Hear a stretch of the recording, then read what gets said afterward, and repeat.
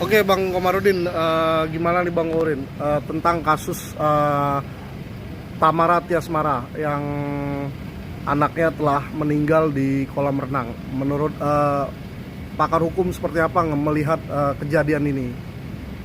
Ya kalau menurut pendapat saya sih ya, itu cocoknya dijerat dengan pasal 340 atau pembunuhan terencana.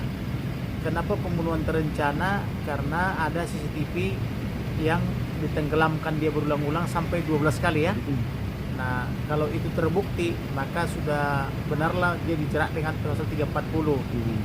Nah, kemudian ancamannya bagaimana? Ancamannya hukuman mati atau hukuman seumur hidup gitu.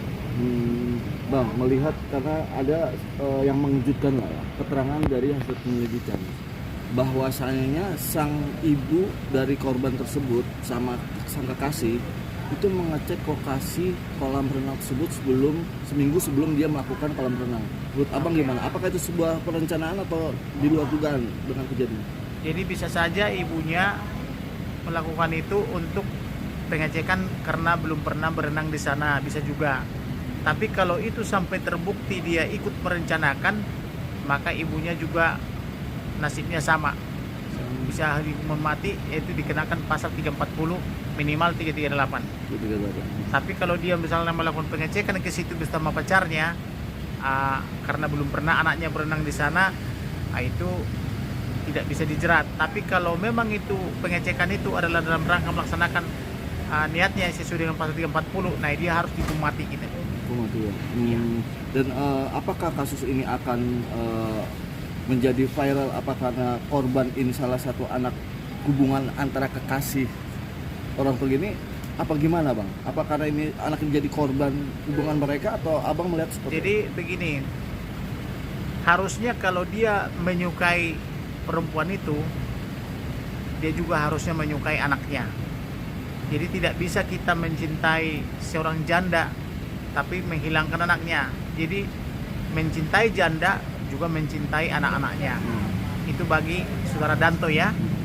Nah, tetapi kalau ada terbukti tadi pengecekan oleh ibunya, dan pengecekan itu bukan untuk memastikan anaknya berenang di situ, itu juga ibunya patut dicurigai untuk diselidiki apakah dia anaknya sudah biasa berenang di situ atau memang baru pertama kali pada saat pembunuhan itu. Itu baru pertama kali dia melakukan berenang lokasi tersebut. Biasanya tempat-tempat lain Bang, karena ini sudah berapa kali diajak berenang sama sang kekasih, tapi kenapa lokasi ini yang dituju? Sebelum-sebelumnya biasa-biasa aja gitu. Apakah itu bisa dibilang sebuah perencanaan dari seorang aktor YA ini Bang? Tersangka? Ya bisa saja karena melihat misalnya yang lain misalnya rame, yang ini misalnya sepi, bisa saja begitu lihatnya. Atau diduga dia tidak jeli bahwa di situ ada CCTV. Ternyata ada kan gitu. Nah, berdasarkan hasil CCTV berarti dia terbukti sudah menenggelamkan sampai 12 kali. Nah, 12 kali itu kan tidak bisa dikatakan tidak terencana gitu loh. Bang, apakah ayah dari korban ini bisa menuntut? Bisa dong. Karena ini anak kan masih kecil. Yang berhak menuntut untuk anak kecil ada ayah atau ibunya. Kalau di pihak ibunya pelakunya, pihak ayahnya penuntut. Kalau pihak ayahnya pelakunya, pihak ibunya penuntut gitu. Berarti wajar ya seorang ayah menuntut dengan keadilan ini, makanya makam tersebut dibongkar boleh melakukan otopsi kembali ya? Iya. Wajar ya Bang? Jadi kalau ada vis repertum dan hasil otopsi misalnya terbukti itu anak ditenggelamkan, ditambah CCTV, udah 340 sudah. 20 tahun. Ini harus ancamannya seumur hidup. Atau hukuman mati. Jadi 340 itu ancamannya hukuman mati atau seumur hidup atau 20 tahun.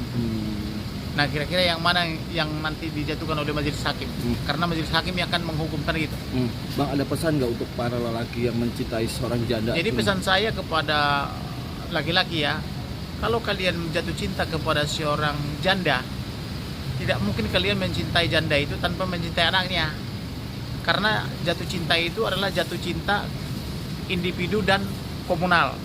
Individu adalah secara pribadi laki-laki dengan perempuan, komunal artinya keluarga kita dengan keluarga mereka saling mencintai. Apalagi itu anak daripada perempuan itu. Jadi tidak bisa dikatakan dia mencintai ibunya tapi harus membuang anaknya. Itu namanya biadab itu. Iya. Pantas ya dihukum mati. Pantas dihukum mati. Sip.